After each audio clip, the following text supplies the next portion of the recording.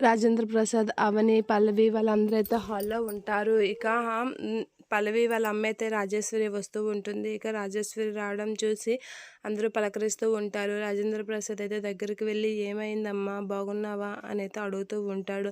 "ఏం బాగోవడం అన్నయ్య, ఇది ఉంది కదా, ఇది ఉంటుంటే నేను ఎలా బాగుంటాను" అని చెప్పేసి అంటూ ఉంటుంది.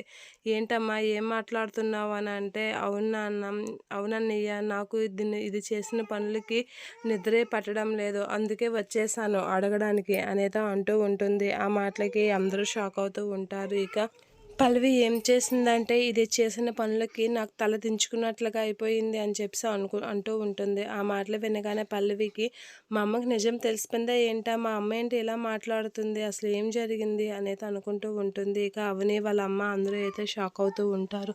అసలు ఏం జరిగింది? ఏంటి? అనైతే షాక్ అవుతూ ఉంటారు. ఇక అందరూ అయితే, ఏంటి రాజేశ్వరి ఏం మాట్లాడుతున్నావు? ఏం మాట్లాడుతున్నావే? అంతా బాగానే ఉంది కదా అని చెప్పేసి మాట్లాడుతూ ఉంటాడు. లేదు అని అనేసరికి అక్షయ్ కేసు నుంచి విడిపించారు.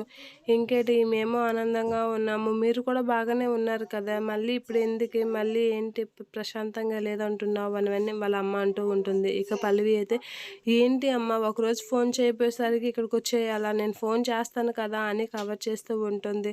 ఆపు అని అంటే, పద రూమ్లోకి అని చెప్పి పల్లవి అయితే వాళ్ళ అమ్మని రూమ్లోకి తీసుకొని వెళ్ళిపోతూ ఉంటుంది. ఇక పల్లవి వాళ్ళందరూ అయితే అవని వీళ్ళందరూ అయితే షాక్ అవుతూ ఉంటారు. ఏంటి అవని పల్లవి ఏదో కవర్ చేస్తుంది అని అయితే షాక్ అవుతూ ఉంటారు. ఇక రాజేశ్వరిని అయితే పల్లవి రూమ్లోకి తీసుకొని వెళ్ళిపోతుంది.